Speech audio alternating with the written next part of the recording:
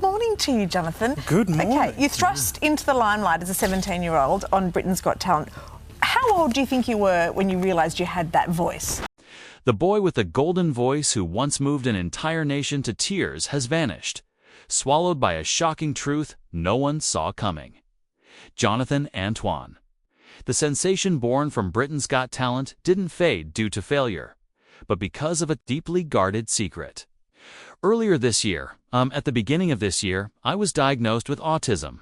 Beyond the dazzling stage lights lay a period of profound darkness, mental anguish, silent rifts, and a life-altering diagnosis.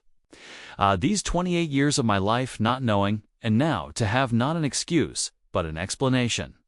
From an inspiring figure to a casualty of his own immense fame, Jonathan spiraled, disappearing from public view, living in reclusion with an identity he never disclosed. I have no idea why exactly that is. I guess I've always refused to be anything but myself. Swiftly, all media and audience attention converged on him. It wasn't just his voice, but his persona, personal history, and the relentless pressure to embody the musical prodigy the public demanded. Immediately post-show, Jonathan plunged into mental exhaustion. How doesn't it feel? I mean, I've been going on this roller coaster of emotions throughout this entire process. During a studio recording session, he abruptly ceased mid-take, sitting silently for hours in the soundproof booth, refusing all contact. Jonathan later confessed in a private conversation, "At that time, I no longer knew what I was doing there. Everything was like a role that I did not choose. I'm Charlotte, and I'm Jonathan, and we're in the Brits Talent Final. Nervous, excited, just a cocktail of emotions." The separation between Jonathan and Charlotte Giaconelli was publicly announced as amicable. In 2013, the musical duo that had captivated Britain concluded their partnership amicably, as Jonathan Antoine and Charlotte Giaconelli declared their intent to pursue solo careers. Yet, the reality was months of simmering discord. A source close to their second album's production team disclosed bitter arguments over musical direction in the studio, leading to a breakdown in communication outside work. Charlotte's decision to accept a separate offer from another agency struck Jonathan as a direct betrayal of his core principles. In 2014, as he embarked on a solo career with a new album, Jonathan continued to grapple with panic attacks, persistent insomnia, and extreme anxiety.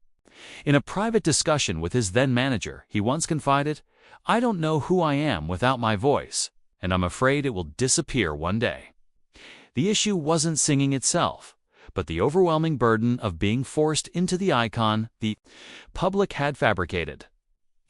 During fan interactions, he often succumbed to emotional paralysis, frequently needing to depart early or requiring an assistant's help to exit backstage. The relentless scrutiny of social media also fueled his decline, his comments dissecting his appearance, comparing his voice to legends, and demanding he maintain a specific emotional brand became an unbearable weight.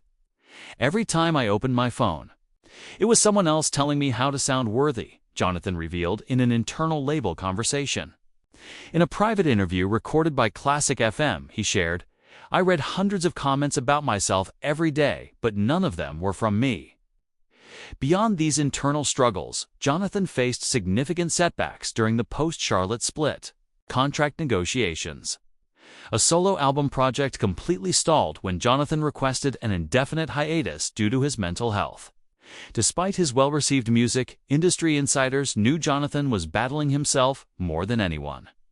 The pressure to remain an inspirational phenomenon had trapped him in an endless internal conflict for years. Things appeared to reach a stalemate when he began to doubt his own vocal abilities. In a private meeting with the producer who had guided him through his early career, Jonathan admitted, "I was afraid that one day I would sing and no one would be moved by it. Then I would disappear." This wasn't a fleeting fear. It was a deeply ingrained reality that silenced one of Britain's most promising singers for years. Despite commercial success and critical acclaim, before Jonathan could find his footing, he was compelled to confront a deeply rooted issue that had plagued him for years but remained unnamed: childhood trauma. Jonathan Antoine was born into an ordinary family in Essex. His father was a policeman and his mother a housewife. While not an artistic family, they always strive to provide opportunities for their children's education and development. From an early age, Jonathan distinguished himself from his peers. He was introverted, quiet, and often shied away from strangers. In school, this became a major challenge. Jonathan was relentlessly teased and bullied due to his appearance and manner of speaking. His elementary and middle school years were marked by isolation and fear. Classmates frequently mocked him, creating stressful situations. He began exhibiting signs of depression at a very young age, often feeling sad, anxious, and lacking any desire to attend school. At home, Jonathan shared a closer bond with his mother. She was the first to recognize something was amiss. Every evening, she would sit by his side, listening as he recounted his day at school, though most of the time she would remain silent. In a rare conversation with an acquaintance, she remarked, "He always tried to smile, but his eyes were lifeless." Music gradually entered Jonathan's life as an outlet. He didn't pick up an instrument, but simply sang along to radio tunes. His family quickly recognized his extraordinary voice. Despite his lack of formal training, the turning point arrived when Jonathan was introduced to singing teacher Jenny Ewington. She was the first to genuinely believe Jonathan could achieve greatness with proper instruction. Not only did she impart technique, but she also helped him rebuild his confidence by encouraging participation in small school performances. Another pivotal figure during this period was Jeanette Brown, head of the music department at West Hatch. She exposed Jonathan to concerts, performances, and competitions, helping him grasp that music was not merely a refuge, but a potential future. Even as his voice gained recognition on smaller stages, Jonathan remained reserved and anxious. In many competitions, he would step onto the stage with a tense expression, his entire body subtly trembling, his eyes avoiding the audience. But after just a few notes, the audience would often fall silent, captivated as his voice resonated with clarity and profound emotion. A memorable instance occurred at the Stratford and East London Music Festival, where Jonathan earned the Young Musician of the Year award for his rendition of Bring Him Home. Attendees were astonished that such a shy-looking boy could deliver such a demanding song with such professionalism. As Jonathan's voice matured with age, he resolved to elevate his singing. At 16, he performed at the Royal Festival Hall, one of London's most esteemed venues. This not only affirmed his talent, but also marked his acceptance into the Royal Academy of Music, a significant accomplishment for any aspiring classical musician. Nevertheless, the journey there was arduous. Jonathan was perpetually plagued by feelings of inadequacy. He spent hours before the mirror, scrutinizing his voice, dissecting even the tiniest imperfections. On one occasion, he abandoned a practice session, unable to hit a single note to his satisfaction, and locked himself in his room until evening. Jonathan's traumatic past instilled in him many fears. He didn't readily trust people constantly, questioning his own worth. Any compliment left him bewildered, and even the slightest criticism could devastate him for days. Jonathan's musical journey was built upon a foundation of emotional turmoil. A boy ostracized for years used his voice as a lifeline. Yet, when thrust into the national spotlight, the pressure didn't vanish. It merely transformed. This stark contrast between his internal conflict and his public facade as an opera prodigy subtly triggered the ensuing series of events. Jonathan Antoine joined Britain's Got Talent at age 17, appearing alongside his schoolmate Charlotte Jackson. Their chosen piece, The Prayer, became an instant sensation across the UK. Jonathan's voice stunned the judges. The audience erupted in a standing ovation, and his name rapidly permeated all media platforms. Immediately following the first broadcast, Antoine was hailed as an opera genius, the young Pavarotti, and the phenomenon of the year. His performances, contracts, and interviews flooded in. He and Charlotte reached the finals, finishing second. But this did nothing to diminish public interest in Jonathan. After the show, the duo secured a 7-figure recording contract. Their first collaborative album was released months later, followed by their second, perhaps, love. Sales were robust, reviews positive, and concerts toured across Europe. Antoine was officially one of the most prominent young faces in popular classical music. Nevertheless, things were not as seamless as they appeared. During the album's production and promotion, the disparities between Jonathan and Charlotte became increasingly evident. They held divergent musical visions, distinct working styles, and no longer shared the same chemistry as they had during the competition. A member directly involved with the production team confirmed that the two young singers began to argue over song selection, stage design, and work schedules. Jonathan frequently declined press conferences, citing health reasons, but in truth, he felt immense pressure to maintain the image constructed by their management company. Charlotte gradually initiated her separation from the duo, actively seeking solo opportunities. Meanwhile, Jonathan plunged into a state of confusion. He wasn't prepared for independent work, yet he also didn't wish to perpetuate his old image. During the recording sessions for his first solo album, Antoine began displaying signs of disorientation. A studio staff member recalled Jonathan stopping mid-sentence, stating, "I was pretending to be someone else." He felt his voice was being exploited as a mere tool, devoid of genuine emotion. As he began promoting his solo work, Antoine continued to garner media attention, but he was personally unenthusiastic. During a television appearance, he confessed, "I know what people expect, but I'm not sure I'm the same person they used to." Love. Being on stage alone left Antoine feeling lost. During his initial solo performances without Charlotte, he exhibited clear signs of nervousness, occasionally losing his rhythm and emotional control, though the audience still applauded. He personally felt he was drifting further and further from his original motivation for pursuing music. Another factor intensifying this period was the extremely tight schedule. Constant performances, overlapping interviews, and the pressure to release new material left Jonathan no time to rest. He began reacting negatively to the work environment, declining invitations, canceling shows last minute, and missing scheduled rehearsals. Although he didn't voice it publicly, many in the industry recognized Jonathan was undergoing a profound personal crisis. Stepping out of a group and bearing all expectations on his shoulders was utterly exhausting, gradually causing him to lose control. Success on Britain's Got Talent opened a monumental door for Jonathan Antoine. But beyond that threshold lay a cascade of problems for which he was utterly unprepared. Everything happened too quickly, too intensely, leaving scars that persisted for years.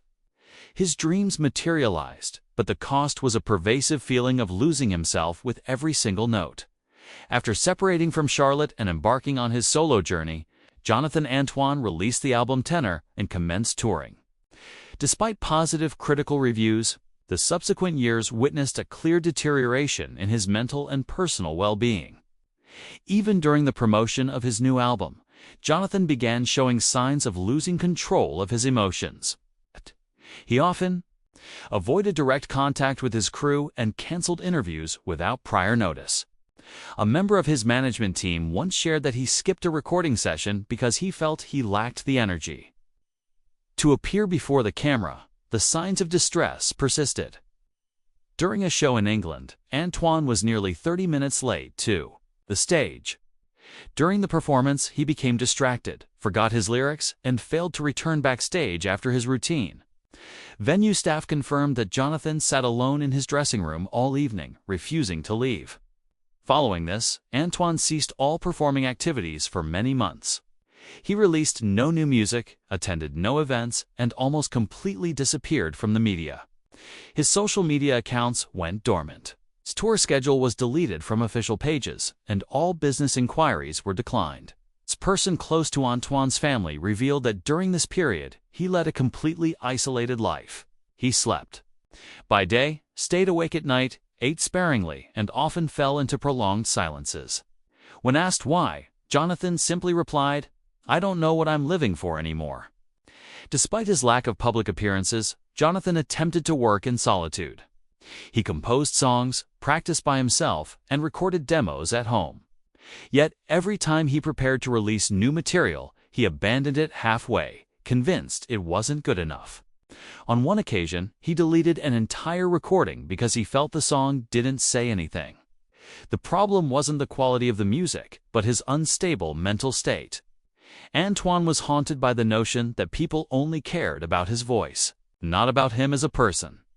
He has the voice of a great artist, but the mentality of someone who always thinks he's doing something wrong.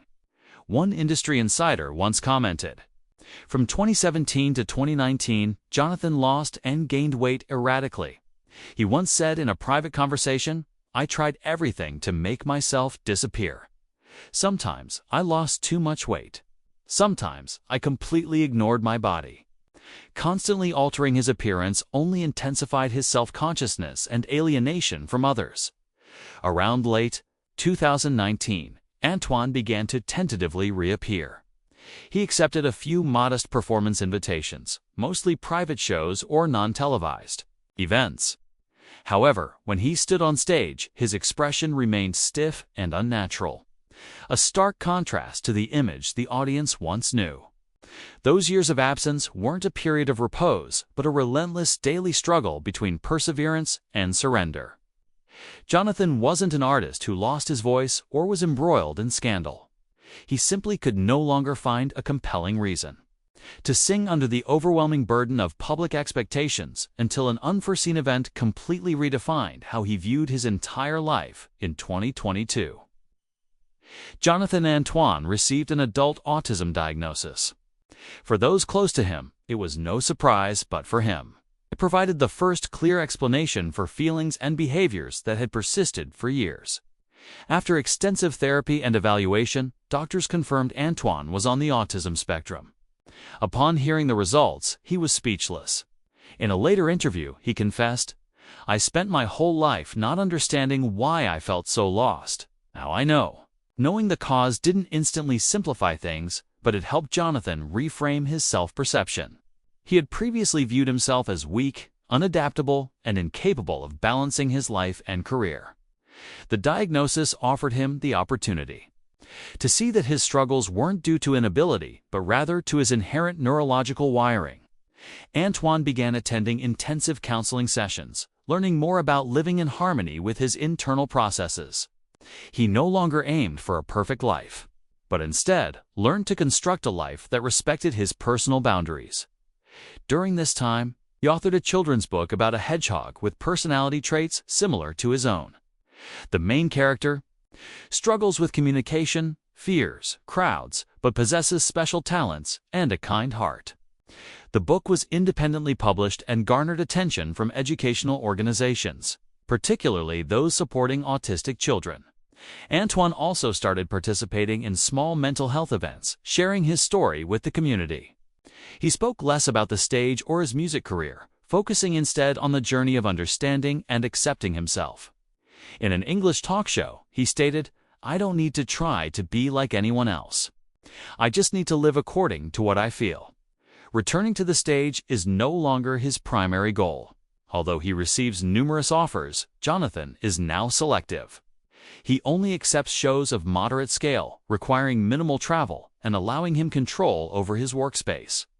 Jonathan doesn't let other people make decisions for him anymore, says a producer who worked with him post-diagnosis. He picks his own songs, decides his own schedule, and prioritizes his mental health. Jonathan Antoine no longer feels compelled to meet others' expectations. He moves at a slower, quieter pace, yet it's a path that truly belongs to him. No longer needing external validation, Jonathan now exists as a genuine artist, singing when he truly desires, living authentically, and leaving his mark with profound sincerity. If this story resonated with you, please share your thoughts below. Don't forget to like, share this video with those who need to hear such a powerful emotional journey. And subscribe so you don't miss our next stories. Thank you for watching until the end.